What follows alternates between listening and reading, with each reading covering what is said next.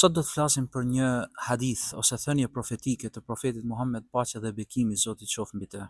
Ishte një ditë i mbledhur me shokët e tij dhe i bëri një pyetje dhe i tha: "A dini se kush është i falimentuari?" Dhe shokët e tij i thanën që i falimentuari sipas nesh është ai që nuk ka as para dhe as pasuri.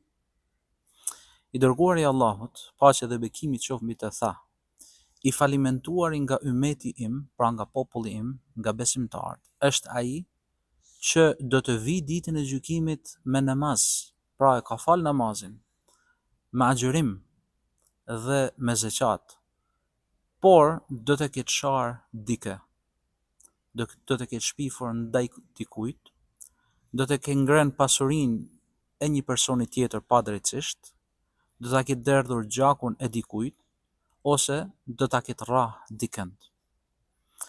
Atëherë, secilit prej tyre do t'i jepet nga veprat e tij të mira. Nëse veprat e tij të mira mbarojnë para se të shlyhen të gjitha padrejtësitë, do të merren gjunahet e tyre dhe do t'i ngarkohen atij. Pastaj ai do të hidhet në zjarr. Pra dhe njëherë kemi të bëjmë me padrejtësinë, kemi të bëjmë me zullumin. Kur një person, megjithëse mund ta falë namazin, megjithëse mund t'i përmbushin kushtet e tij ose të saj ndaj Zotit, por ndaj njerëzve është i padrejtë, duke i rrahur, duke fol keq për tjetrin dhe kategori tjera që përmend profeti alayhis salam, në ditën e gjykimit ky person do t'i japin të gjitha të mirat.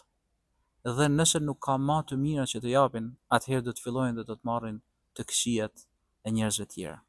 Dhe si pasojë, ky person do të jetë nga banorët e xhehenemit. Zoti na ruaj nga padrejtësia.